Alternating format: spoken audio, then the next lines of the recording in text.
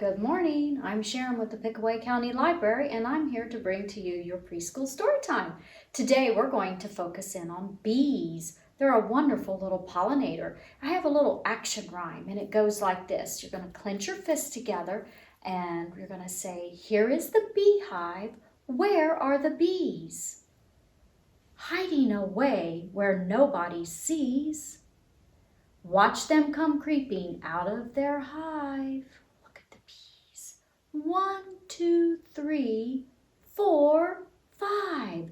Buzz, buzz, buzz." Our book today that we'll be reading is These Bees Count by Allison Formento, and it's illustrated by Sarah Snow.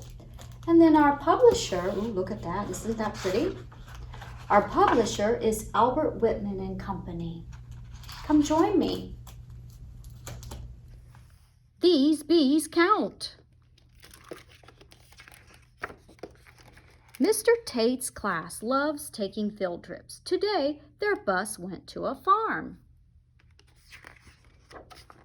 Farmer Ellen led the class through a big field. There weren't any cows, horses, or sheep. There were only bees and tall flowers. Amy picked a flower and twirled it. Ellie looked around. "Is this a flower farm?" Farmer Ellen smiled. "No, but we grow lots of wildflowers." They walked through a grove of blossoming apple trees. "Is this a tree farm?" Natalie asked. "Trees grow here too," Farmer Ellen said. "But at the busy bee farm, we farm bees and honey." "Honey tastes good," said Jake. Ellie held on to Mr. Tate. "Bees sting." "Only when they're afraid or angry," said Farmer Ellen. "And beekeepers always dress for safety before visiting the hives." Farmer Ellen took everyone to a small shed. Mr. Tate helped give out beekeeper gear. The children pulled white jumpsuits over their clothes. Shin smoothed the net over her face.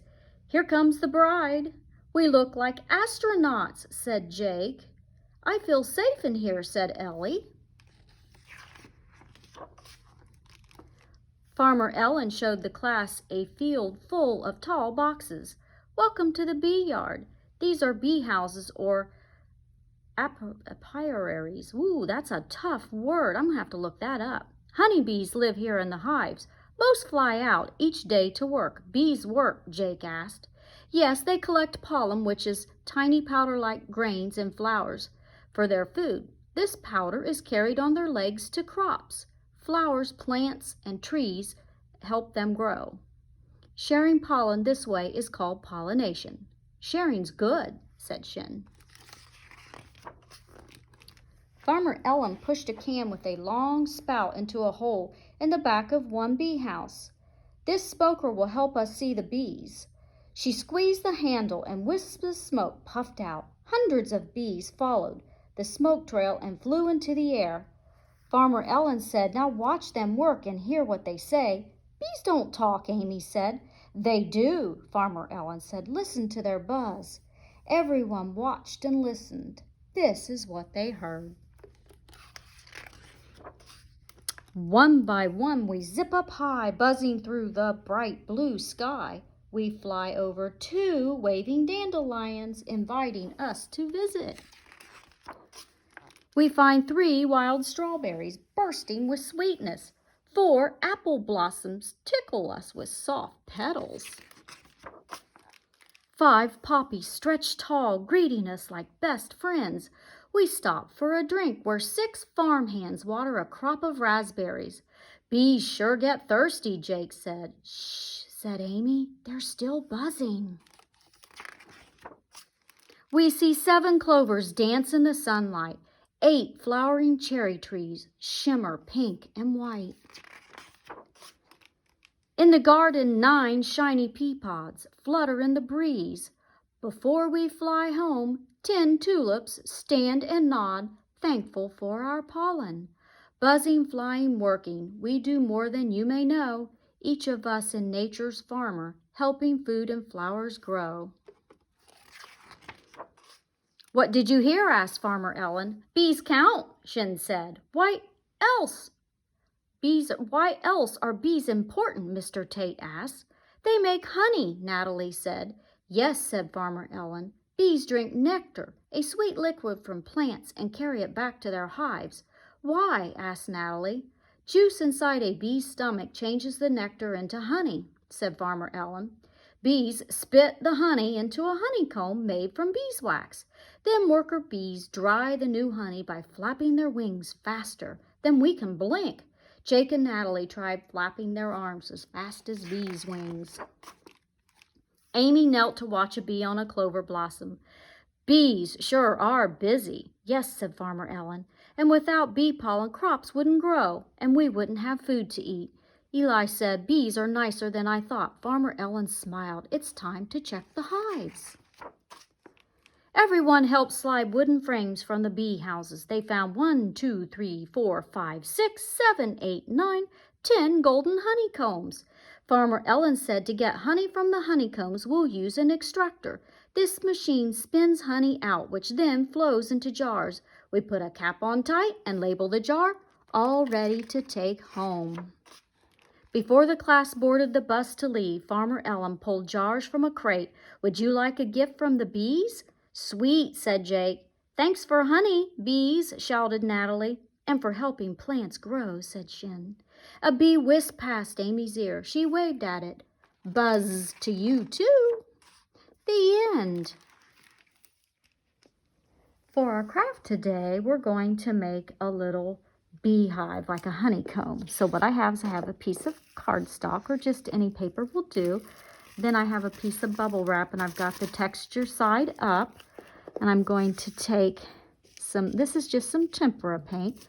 I'm going to paint it on there. You want to use quite a bit, so don't mind using quite a bit of paint, because we're going to turn this over and then make an imprint.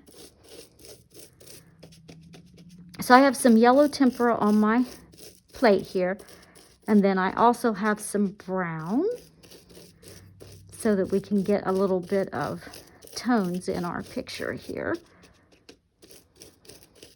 Right now I'm going to add a little brown into my yellow here, and then I'm just going to kind of get it through here so that it shows up in different little places. All right, and now once you have done that, then you're going to take this and you're going to turn it over and place it on your paper, and then just pat, pat, pat. This is kind of messy, but it sure is a lot of fun. And then you're going to peel it off, and look, it looks just like a honeycomb. And what's a honeycomb without bees? So you can take your finger, your thumb, or a finger, and then you can make some little dots. Now you're going to have to let this dry a little bit. I'm going to make a few here. There.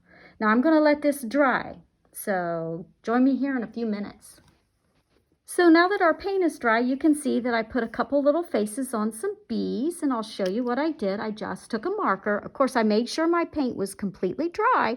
Then I put a couple little dots for a little eye, and a little dot for a nose, and some antennas, and then a set of wings. And then just do that to the rest of them. And then I'm going to put a couple stripes. Bees are such a wonderful little insect. They're very busy. I just love watching them. We've got 2 more bees to do here. All right, and little antennas, little wing, stripe or 2. And let's finish up our last bee here.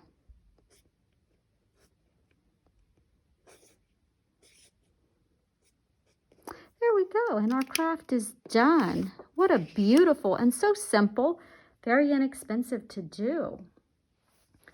For our activity today, you're going to find in the comments section of this story time this honeycomb template of tiles.